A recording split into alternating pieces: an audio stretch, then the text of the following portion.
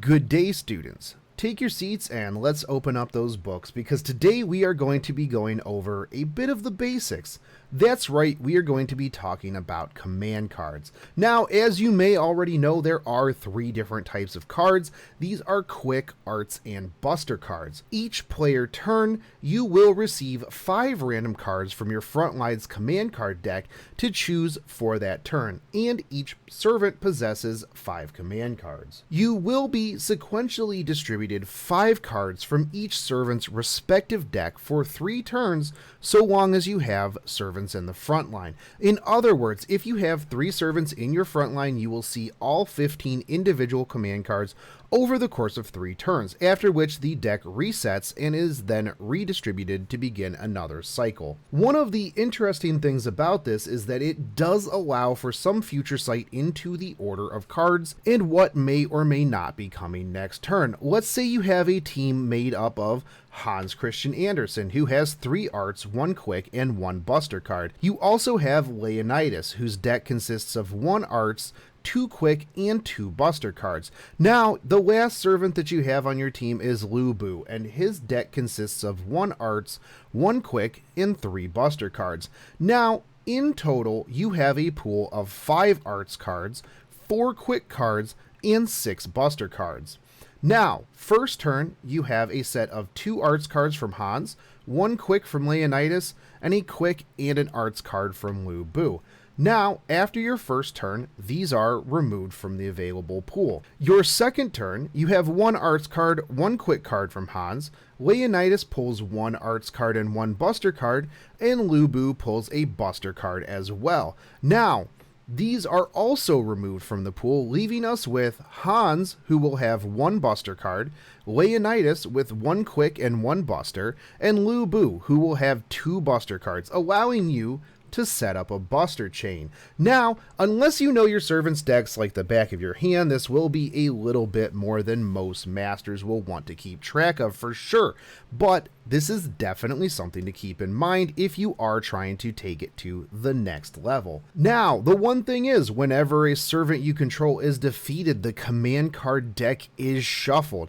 The deck can also be manually shuffled using the command shuffle, which comes on the Mages Association uniform Mystic Code. Now, in the example, you will notice that I mentioned that the third turn, you had a buster chain available. Now, what exactly is a buster chain? What is a chain in the first place? Well, a chain occurs when all 3 cards selected are the same typing. When you choose a quick chain, this will give you an extra 10 critical stars. Arch chains will provide each servant participating in the chain with an extra 20% NP gauge, and the devastating buster chain increases the damage of the cards by 20% of the servant's attack. Now, along with these chains, you also have the Brave chain, which is when you pick 3 cards all belonging to the same servant. This will provide you with an extra attack that does 200% damage. However, if the Brave chain is also a quick arts or buster chain, the extra attack will do 350% damage instead. However, please be aware that the 20% damage that you would get from the Buster Brave chain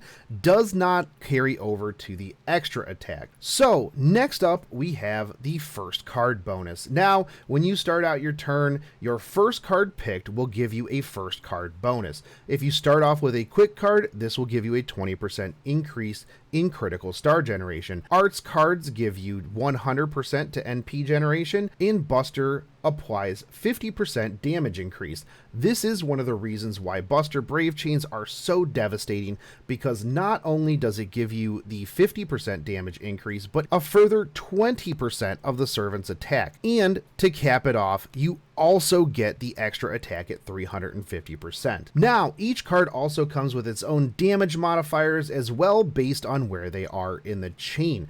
For your first card, quick cards will do 80% of base damage as well as increase NP gain by 100% and have a critical star drop rate of 80%. Arts cards will do 100% base damage as well as increase NP gain by 300%. And Buster cards will do 150% damage and have a critical star drop rate of 10%. Now, for your second card, you're looking at 96% damage of base for quick cards with a 150% NP gain and a 130% critical star drop rate. 120% base for arts cards, as well as 450% NP gain and 180% of base damage for buster cards with a 15% critical star drop rate. Now for the last card in the chain, you are looking at Quick doing 112% with a 200% NP gain and a 180% critical star drop rate.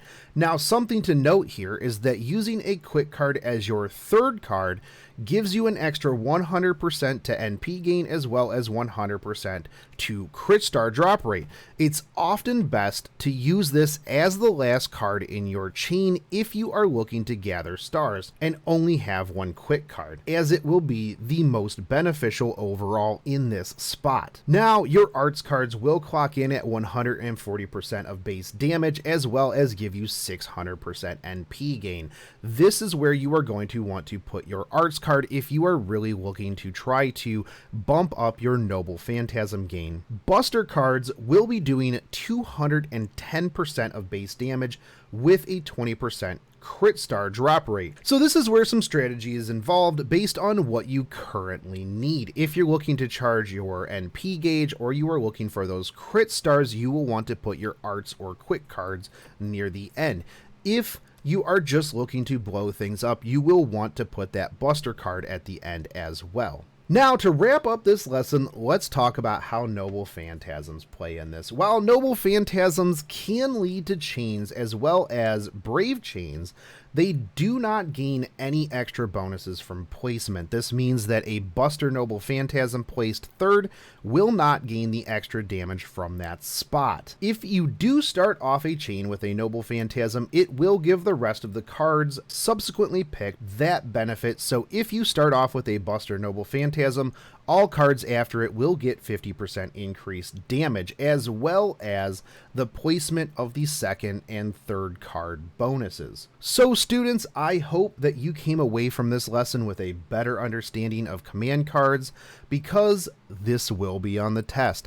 And as always, I would like to give a huge shout out to all the Patreons that help make this channel and this series possible. You guys are the true MVPs. And if you haven't yet, make sure you hit that subscribe button, hit that bell notification, drop me a like and a comment, and stick around for the next episode of School of Chaldea. Class is dismissed.